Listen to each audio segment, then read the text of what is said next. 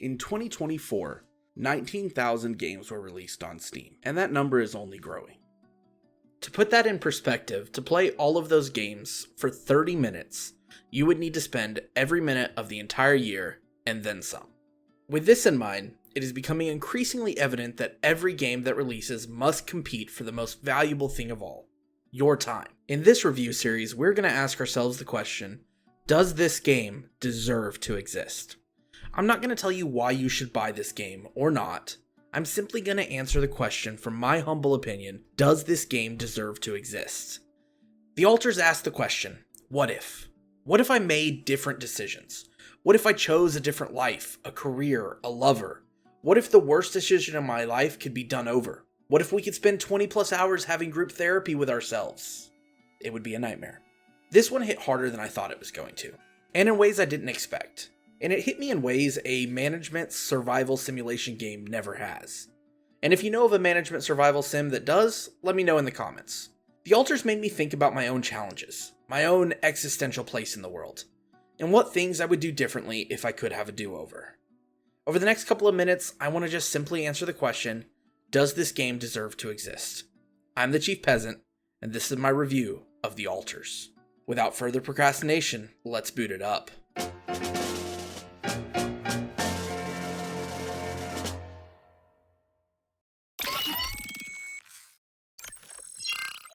The Alters is created by 11-Bit Studios, the same people that brought us Frostpunk, Frostpunk 2, and This War of Mine.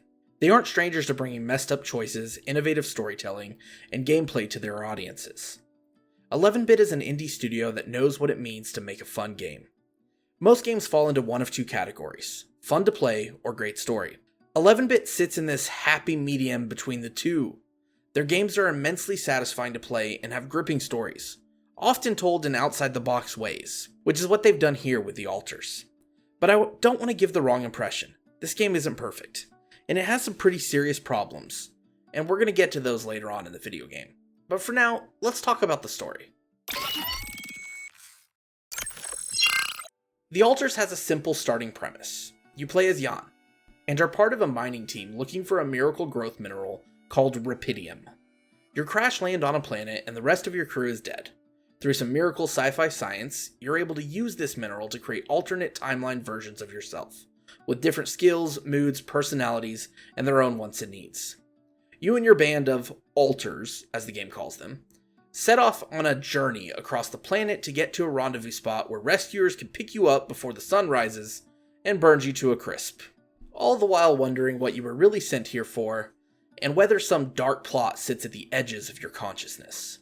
Jan is the only child of an abusive relationship, whose life didn't really turn out the way he wanted. His job on the mission is as a builder, basically a grunt. Due to bad luck, you now must find out how to be a leader, psychiatrist, and babysitter for all your Alters. To my great surprise, there's a lot of choice and consequence here. If you're really bad at this game, or just really mean to your Alters like I was, you can get some seriously messed up endings. This just adds to the whole panic-inducing paralysis I got at nearly every choice. The story takes place in such an intimate setting. The feeling of being alone and stranded adds to the gravitas and emotion of every situation. In a game like this, the ability of the devs to bring a feeling of familiarity, yet difference to these characters is super important. So let's talk about the voice acting and dialogue. I can't imagine the undertaking it took to create the amazing voice acting that we see in The Alters. I don't say this lightly, but this is Alex Jordan's greatest work. And it may be some of the best voice acting I have ever seen, or more accurately, heard. For those that do not know, Alex Jordan is the voice behind Mr. Hands in Cyberpunk 2027, and Rook in Dragon Age the Veilguard, which even though that game does not deserve to exist, his voice acting isn't why. Even though The Alters has fewer than 15 voiced characters, the fact that 10 of them are played by one person is absolutely astounding. From the first moment that you hear him arguing with himself to the moment the credits rolled, I was hooked. Every conversation, every moment felt so real to the situation I was in. Every voice was the same person, yet different. Everyone had their own mannerisms, and it really brought the immersion of these people being the same person, but with different lives, full circle. Alex said in a recent interview with the Friends Per Second podcast, my favorite podcast, that it was a very cathartic experience. But story is only part of the formula. and some would argue it's a lesser part of the formula, since this is a game. So, how does it play? There's a simple yet robust management game here, where you have to balance supplies, storage, time, and your alternate selves, always racing against the rising sun. Your base is this unicycle-like construction where you add modules and rooms like a life-threatening game of Tetris on the moon. Think Fallout Shelter. It is an adequate base and really captures this lived-in, something-is-always-broken, end-of-the-world vibe they've got going on. There's always more to do, and you can't do everything in a single playthrough. It's worth playing again, just to see what other outcomes you could have done with different situations. It's not all good though. The gameplay can drag at some points and can get really repetitive. But this mainly seemed to be a problem for me during Act 2, which was also the game's longest act. Some of the management systems are a bit clunky as well and can be confusing, especially for newer players. I played on the game's normal difficulty, and though there was a couple of sections where it was a little difficult, mainly towards the end where the time crunch got a little tight, I'm pretty sure this is by design. But I finished the game with about 14 hours left to spare. It's definitely felt like but there are some technical issues as well. Let's talk bugs. During my time with the altars, I ran into 2 crashes. One bug that forced me to reload a past save, and one bug, side quest, that locked me out of an important feature that would have made the remaining 2/3 of the game way easier. Really way easier. There were some pretty bad frame rate drops and dips as well, and a little bit of screen tearing here or there, mainly in the early hours. And this is even on my pretty high-end system running at 1440p.